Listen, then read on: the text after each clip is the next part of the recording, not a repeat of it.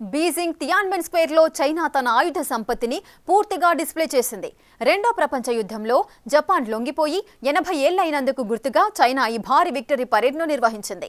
ఈ సందర్భంగా శాంతి కోసం కట్టుబడి ఉంటామని, అలాగే అణు ఆయుధ రహిత ప్రపంచంపై మాట్లాడుతూనే చైనాను ఏ శక్తి ఆపలేదని, తమపై దాడి చేయాలని చూస్తే సహించేది లేదని జిన్పింగ్ అన్నారు. ఇంతకీ ఈ పరేడ్ ద్వారా చైనా ప్రపంచానికి ఏం మెసేజ్ పంపింది? ఒక్కసారి ఈ సీన్ చూడండి. ఒకే ఫ్రేమ్ లో జిన్పింగ్, పుతిన్, కిమ్ ముగ్గురే అమెరికాతో ఢీ అంటే ఢీ అనేవారే. పైగా కమ్యూనిస్ట్ దేశాలు. ఈ ముగ్గురు కలిసి ఒకే స్టేజ్ పై నుంచి చూసిందేంటో తెలుసా?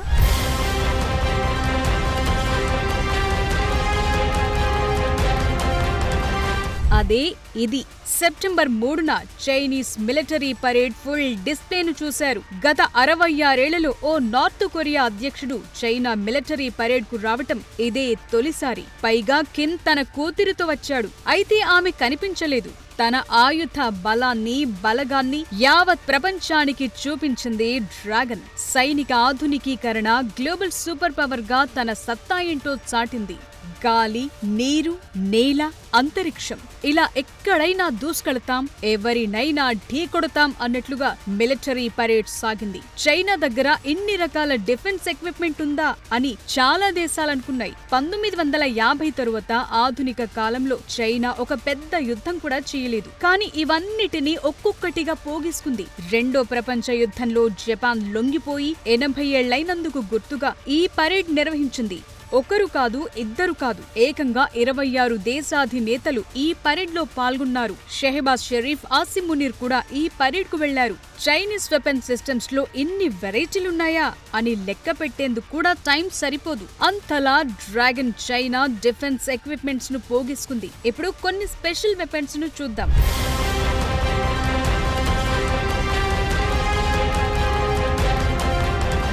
ఈ పరేడ్ లో ఏఐ ఆధారిత డ్రోన్లు, ఆటోమేటెడ్ వార్ హెడ్స్ ను చైనా ప్రదర్శించింది. ఇవి చైనా సైనిక ఆధునీకరణలో కొత్త శకానికి దారితీసింది. చైనా మొదటిసారిగా తన న్యూక్లియర్ ట్రయాడ్ ను పూర్తిగా ప్రదర్శించింది. అంటే గాలి, నీరు, నేల ఇలా ఎక్కడి నుంచైనా అణ్వాయుధాలను ప్రయోగించే వాటిని డిస్ప్లే చేసింది. ఇందులో air base long range missile JL-1 ఉంది. సముద్రం నుంచి ప్రయోగించే JL-3 ఉంది.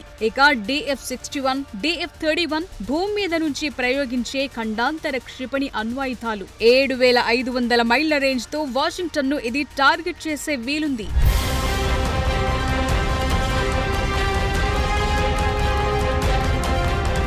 TF-5C అణుక్షిపణి. దీనికి 13,000 కిలోమీటర్ల రేంజ్ ఉంది. ఇది హిరోషిమాపై వేసిన అణుబాంబు కంటే 200 రెట్లు పవర్ఫుల్. పరేడ్ లో ఇంకా YJ-15, YJ-17, YJ-19, YJ-20 hypersonic anti-ship క్షిపణుల్ని ప్రదర్శించింది. ఇవి అమెరికన్ ఎయిర్ క్రాఫ్ట్ క్యారియర్లను లక్ష్యంగా చేసుకునేవి అంటున్నారు. ఈ క్షిపణులను చైనా క్యారియర్ కిల్లర్స్ గా పిలుస్తోంది. ఎందుకంటే ఇవి American navy anti missile defence వ్యవస్థలను ఛేదిస్తాయంటున్నారు. ఇక ఈ 4 కాళ్ల రోబోలు టైం పాస్వి కావు. 70 కిలోల బరువుండే ఈ రోబో డాగ్లు శత్రు స్థావరాల దగ్గరకు వెళ్లటం, రియల్ టైం ఫుటేజ్ అందించటం, కష్టమైన భూభాగాల్లోకి సామాగ్రిని తీసుకెళ్లటం, అటాక్స్ చేయటం వంటి స్పెషాలిటీస్ ఉన్నాయి.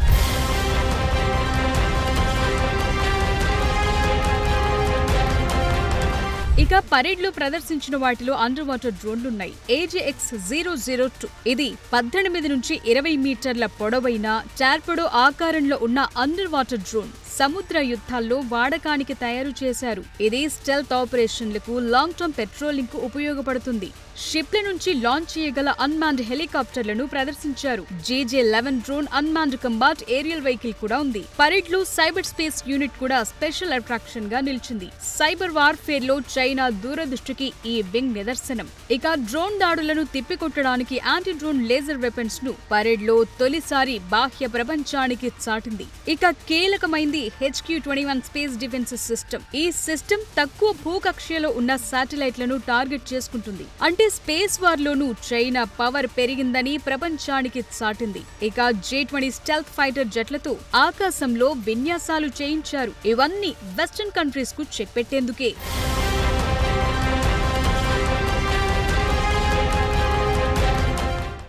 అమెరికాను సవాల్ చేసేలా చైనా ఆయుధ సంపత్తి పెంచుకుంది. అంతా లేటెస్ట్ వెపన్ సిస్టమే. ఇటీవలి కాలంలో ఒక్క యుద్ధం చేయకపోయినా అడ్వాన్స్డ్ డిఫెన్స్ ఎక్విప్మెంట్ అందిపుచ్చుకుంది. అమెరికాకు సవాల్ విసురుతోంది.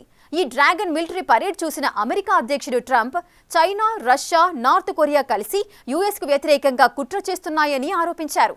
ఇంతకీ డిఫెన్స్ సెక్టార్లో అమెరికాను చైనా దాటిపోయిందా? అదే ట్రంప్ భయమా?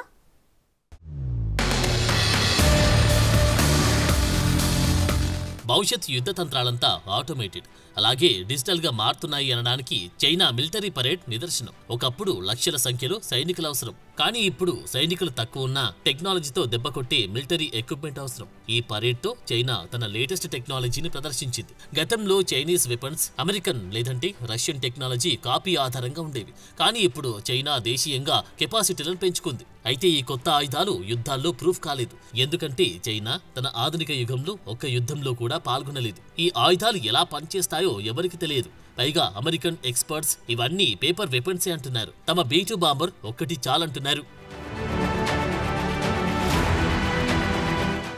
జిన్పింగ్, పుతిన్, కిమ్ ఒకే వేదికపై కలిసి కనిపించడం ఈ మూడు దేశాల మధ్య బలమైన రాజకీయ కూటమిగా మారింది. ఇది పశ్చిమ దేశాలకు, ముఖ్యంగా అమెరికాకు ఒక హెచ్చరికగా మారింది. ఎందుకంటే తైవాన్ స్టేట్ అలాగే సౌత్ చైనా సీలో అమెరికాకు చెక్ పెట్టే కెపాసిటీతో ఉన్నాయి. గతంలో జపాన్ చేసిన దురాక్రమణలపై జిన్పింగ్ మాట్లాడడం కూడా ఆసియా పసిఫిక్ లో ఫ్యూచర్ లో ఉద్రిక్తతలు పెంచడానికి దారితీయొచ్చు. ఈ పరేడ్తో చైనా తన ఆయుధాలను ఇంటర్నేషనల్ మార్కెట్లో అమ్ముకోవడం, మార్కెటింగ్ చేసుకోవడం వంటి వాటిని లక్ష్యంగా పెట్టుకుంది. మయన్మార్ వంటి దేశాలు ఇప్పటికీ చైనా నుంచి ఆయుధాలు భారీగా కొనుగోలు చేస్తున్నాయి. సో ఇప్పుడు అమెరికా దగ్గరికి వద్దాం. చైనా మిలిటరీ పరేడ్ ని చూసిన ట్రంప్ కామెంట్ చేయకుండా ఊరుకుంటారా? చైనా, రష్యా, నార్త్ కొరియా కలిసి యుఎస్ కు వ్యతిరేకంగా కుట్ర చేస్తున్నాయని ఆరోపించారు. కుట్రలు చేస్తే ట్రంప్ భయపడతారా? అది తెలియాలంటే అమెరికా చైనా ఆయుధ సంపత్తి ఏంటో తెలుసుకోవాలి. గ్లోబల్ ఫైర్ పవర్ ఇండెక్స్ 2025 ఒక రిపోర్ట్ ఇచ్చింది. ఇందులో అమెరికా చైనా దగ్గర ఎంత ఆయుధ బలగముందో చెప్పింది. చైనా దగ్గర 20,18,000 మంది యాక్టివ్ సైనికులున్నారు. అలాగే 10,15,000 మంది రిజర్వ్ సైనికులున్నారు. అటు అమెరికా దగ్గర 10,39,000 యాక్టివ్ ఆర్మీ, 8,45,000 రిజర్వ్ సైనికులున్నారు. ఇక ఎయిర్ ఫోర్స్ విషయం చూస్తే చైనా దగ్గర 3,300 ఎయిర్ క్రాఫ్ట్లున్నాయి. ఇందులో 1,200 ఫైటర్ జెట్లు, 400 బాంబర్లు, 400 డ్రోన్లుండగా అమెరికా దగ్గర 13,300 ఎయిర్ క్రాఫ్ట్లున్నాయి. అందులో 1,800 ఫైటర్ జెట్లు, 600 బాంబర్లు, 2,000 డ్రోన్లతో ఆధిపత్యంతో ఉంది. ఇక నేవల్ కెపాసిటీ చూస్తే చైనా దగ్గర 370 వార్షిప్స్ ఉన్నాయి. ఇందులో 3 ఎయిర్ క్రాఫ్ట్ క్వారియర్లు, 50 డిస్ట్రాయర్లు, 70 సబ్మెరైన్లతో చైనా ప్రపంచంలోని అతిపెద్ద నౌకాదళంగా ఉంది. అటు అమెరికా దగ్గర 290 నేవీ వార్షిప్స్ ఉన్నాయి. ఇందులో 11 air craft క్వారియర్లు, 70 సబ్మెరైన్లు, 90 డిస్ట్రాయర్లున్నాయి.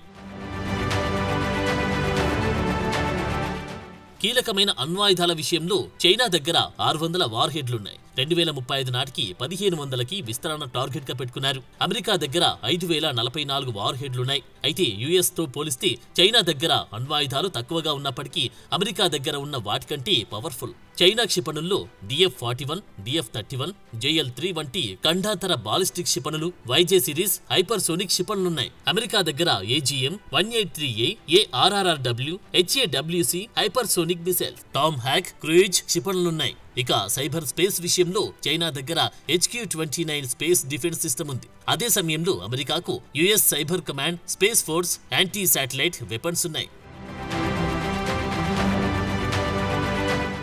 Robotic defence equipment లో చైనాకు రోబోట్ వోల్వ్స్ ఉన్నాయి. GJ-11 డ్రోన్లు అండర్ వాటర్ డ్రోన్లతో సత్తా పెంచుకుంటుండగా అమెరికా దగ్గర MQ-9 reaper, RQ-4 Global Hawk, HQ-58A డ్రోన్లున్నాయి. సో ఎవరు ఎక్కడ తగ్గడం లేదు. అయితే America China defence equipments war స్ట్రాటజీలో కొన్ని తేడాలున్నాయి. అమెరికన్ ఫైటర్ జెట్లు F-22, F-35 లాంటివి యుద్ధాల్లో పరీక్షించారు, సాంకేతికంగా అడ్వాన్స్డ్. అయితే చైనా J-20 రోబోట్ డాగ్స్ కొత్త ఆవిష్కరణలు, వీటిని యుద్ధాల్లో పరీక్షించలేదు. చైనా హైపర్సోనిక్ క్షిపణుల్లో ముందంజలో ఉంది. అయితే అమెరికా వేగంగా ఆ గ్యాప్ ను తగ్గించుకుంటోంది. అటు అమెరికాలో 750కి పైగా విదేశీ సైనిక స్థావరాలను కలిగి ఉంది. ఇది అమెరికాకు యుద్ధాల విషయంలో స్ట్రాటజిక్ పాయింట్. చైనాకు కేవలం 3 నుంచి 4 విదేశీ స్థావరాలే ఉన్నాయి. అంటే ఏ యుద్ధం చేసినా చైనా నుంచే చేయాలి. 2024 చైనా మిలిటరీ పవర్ రిపోర్ట్ ప్రకారం చైనా సైనిక శక్తి వేగంగా అభివృద్ధి చెందుతోంది. ముఖ్యంగా నేవీ, మిసైల్స్, ఎయిర్ డిఫెన్స్ వ్యవస్థల్లో అమెరికాను మించిపోయింది. అందుకే ట్రంప్ జాగ్రత్త పడుతున్నారు. చైనాకు రష్యా, నార్త్ కొరియా తోడైతే తట్టుకోవడం కష్టమన్న ఉద్దేశంలో అమెరికా ఉంది. అందుకే ఈ ముగ్గురు కలిసి కుట్రలు చేస్తున్నారని ఆరోపిస్తున్నారు.